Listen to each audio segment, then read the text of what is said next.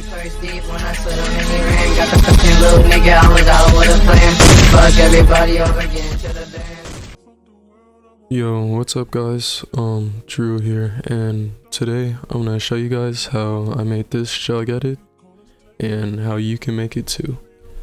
But before we get into it, I just want to thank you guys so much for 100 subscribers. I love making tutorials for you guys, you know, helping the newer people out. But yeah, today we're just gonna show you how to make this simple edit. Yeah, if you enjoy, make sure you leave a like for algorithm and stuff like that. But yeah, let's get into it. Okay, so as you can see, this is a pretty simple edit, but you know, it's still a Jugg.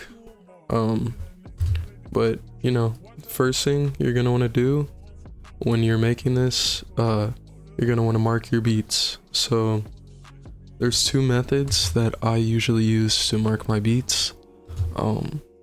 What I used to use before this method I'm about to show you is I used to just listen to the beats and mark them, which is probably not the best, but you know, it gets the job done.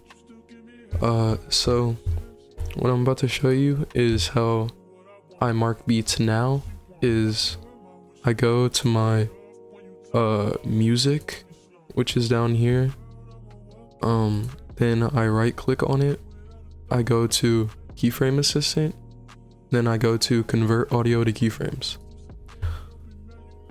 Alright, okay, so after you have your amplitude, you know, it should pop up right above your audio.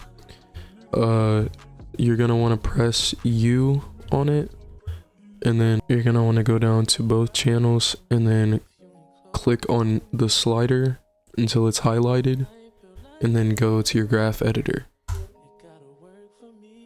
Okay, so once you're in your graphs, as you can see, you can zoom in a little bit.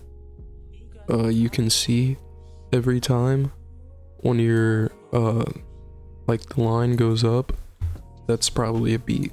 You can listen to it to verify if it is, but yeah, I usually just go to the highest peak, or wherever I hear the beat usually correlates with the highest beat, and then I put my marker down. How you put your marker down is you go all the way to the right of the comp, and then you press this. So, and then it will put it wherever your play marker is, or your playhead. You can also go over and drag it to wherever you need to. After you place it, it can also move. But yeah, it's basically how you mark beats. Okay, and second way of marking beats is obviously just listening to it, and wherever you hear the beats, you put your markers. I don't really recommend it, but that's what I did for this edit. Yeah. Okay, after you have your beats all marked, you're gonna want to decide your scene selection and where you want your clips to go and what you want to be there. So as you guys can see, I wanted the first part to be 3D, and then I wanted it to fade in to my anime or my clips. So how I did that is I just, you know, I didn't even do the 3D yet. I saved that, and then I just had my anime, and then I pressed T on it to go to the opacity. If you don't want to do that, press on the drop down, then go to effects. Wait, no, not effects, go to transform, and then opacity is right there. And after I went to opacity, I just keyframed it to go to from 0 to 100 to fade in. So yeah, after you know, decided what you want to be there, you're gonna want to obviously twix your clips and make them match up with the beats. So I'll show you guys what my twix looks like in a minute. Okay, so while editing, I realized I did not do a good job at explaining scene selection. So basically, you're just gonna want to pick, you know, where you marked your beats, and then put your clips where you want them to go. So yeah, just like cut up your clips, see what scenes work with the edit and what really flow, and just put them where you marked your beats. Sorry about that. Okay guys, so this is what my Twix looks like. It's not, I don't think it's Twix, I think it's really time remap. But if you guys don't know how to do that, I made a tutorial already on how to time remap. So I won't be going into that too much. But yeah, you're gonna want to time remap your clips or Twix your clips to match up with the beats. And after you do that, it's time for your shakes and your effects. Okay, for shakes, to make those, you're gonna want to make an adjustment layer, which is Ctrl-Alt-Y. And after you make your adjustment layer, you're gonna want to cut it to the size of your Twix or your clip. So it's the same exact size.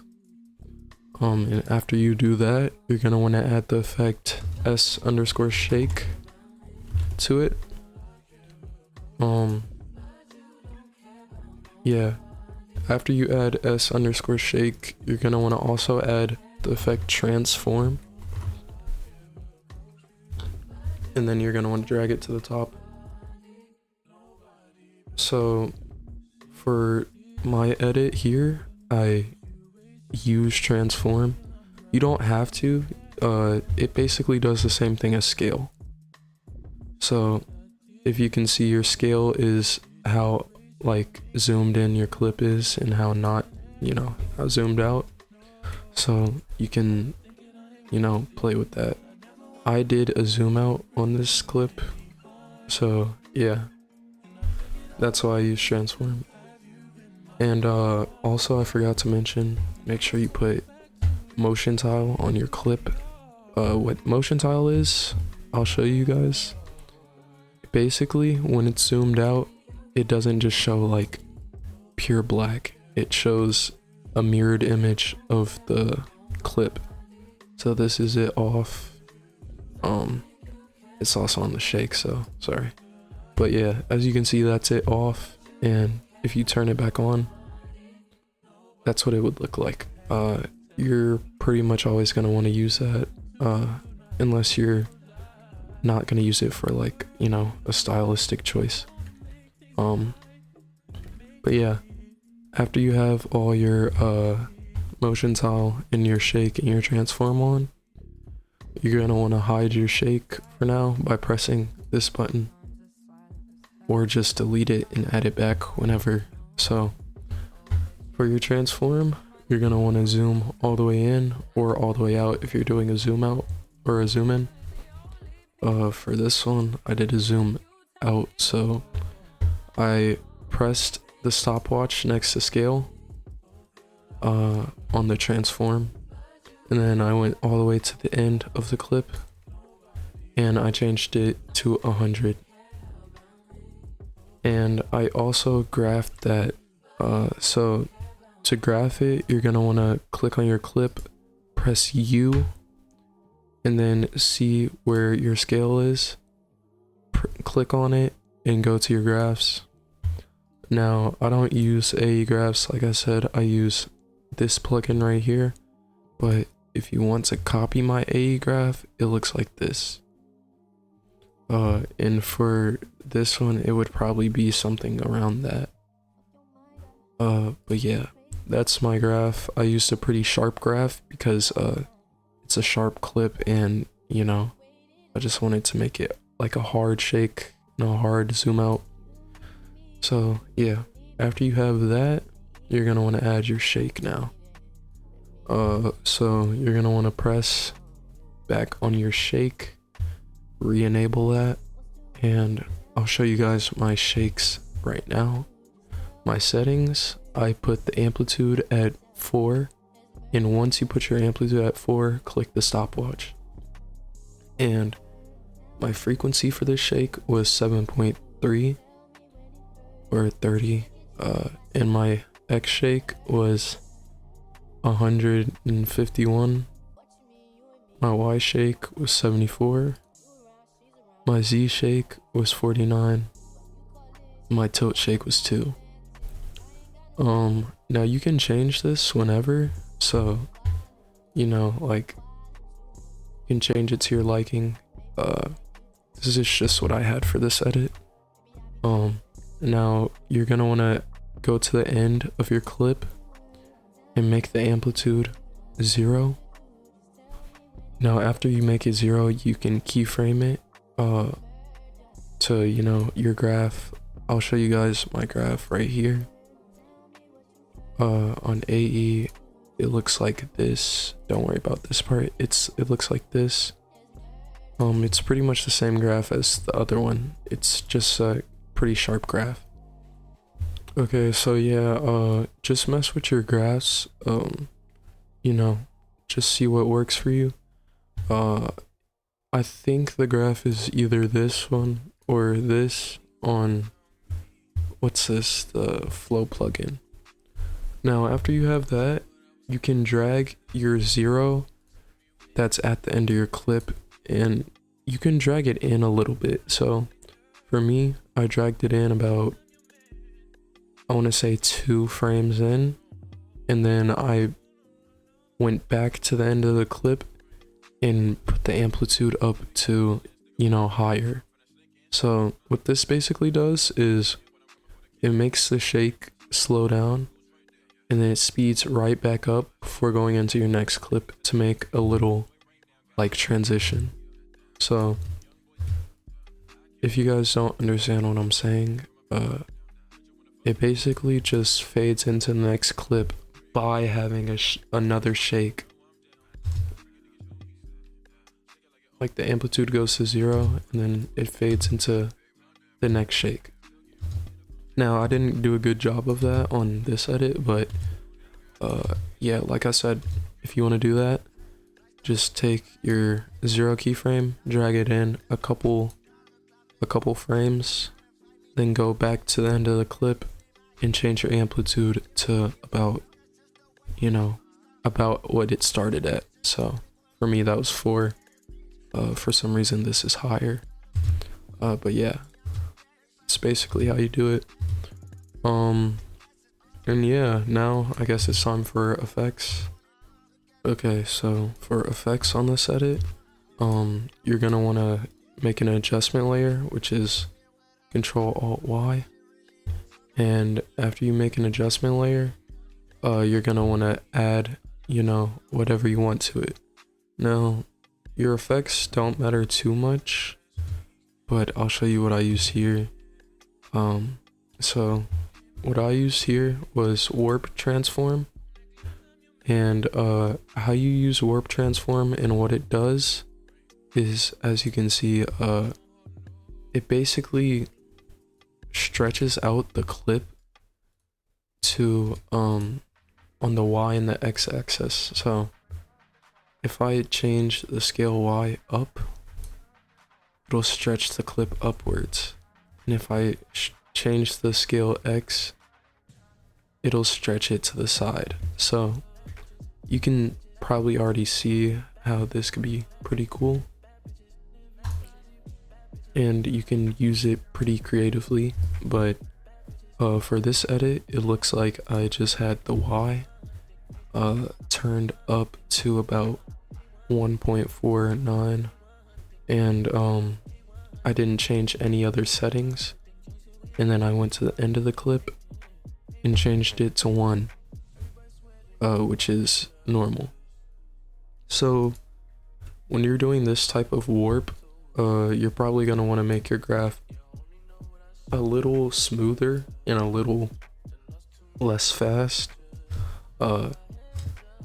For this edit, I think it was pretty fast, so like you can barely see it, but if you add like a slower graph, you'll be able to see it more. Like, as you can see, it takes a little longer to come in, but regardless of what type of graph you have, just put one on there and it'll make the warp. So that's how you use warp transform. That's all I use for that clip. Now we can get into one framers. Alright, so one framers. One framers are basically just as they sound. They're one frame effects or solids that, you know, show up on your clip for one frame, which may not sound like a long time, but without one framers, your edit can look pretty plain. So for this edit, I didn't actually use too many, but I used a couple black solids and I used some effects. So with the black solid, as you can tell, it just makes your screen completely black, which will hide all of your edit, your clips or whatever. And yeah, it'll just make it completely black. I don't need to explain that.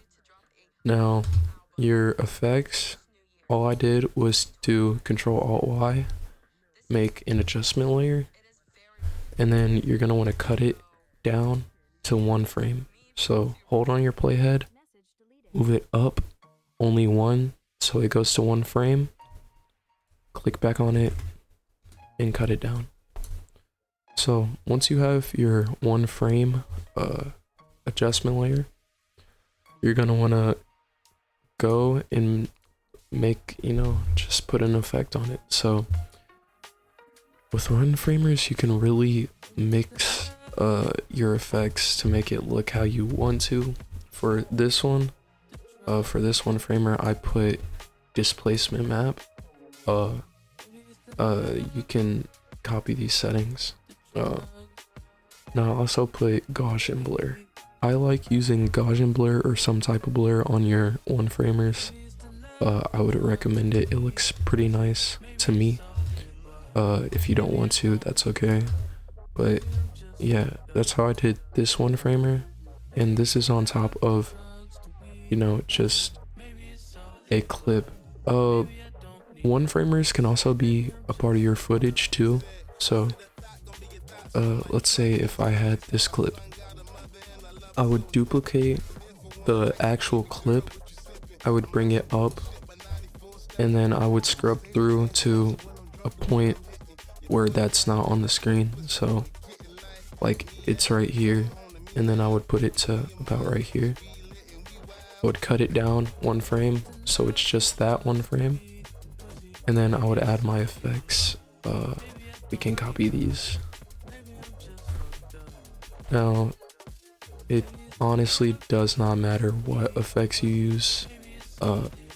Just try and be creative and mix them. There's not really a set sort of effects that I use, but if you can see, that's the one framer. It shows up for one frame, and yeah.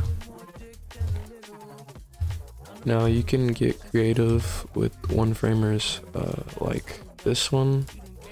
This one is not really too hard. I just added exposure, turn that up a bit, and then I added warp fisheye to add this like globe or warp effect, and I changed it to -0.4. Yeah, and then I just put that on the end of the clip.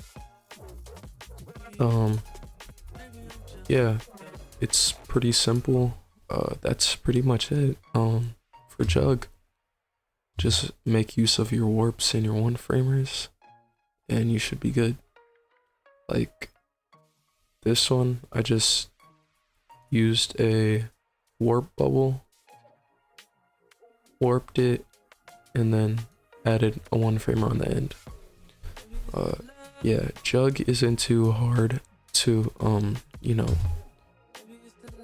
like do, but it's pretty hard if you want to make it look good. So yeah, this is just a simple Jugg. All this is at the end is remapping. So this is actually a logo from a group. Yeah, I just remapped it, and you know, that's pretty much it for your shakes and stuff. But if you want to get a little more advanced and do some 3D, I'll probably make a tutorial on how I do this part. But yeah, that's pretty much it. That's how you Jugg. You know, if you guys enjoyed, make sure you leave a like and subscribe. I always make new tutorials, and I love helping people out. So yeah, just let me know what you guys want to see next in the comments, and yeah, I'm out. Peace.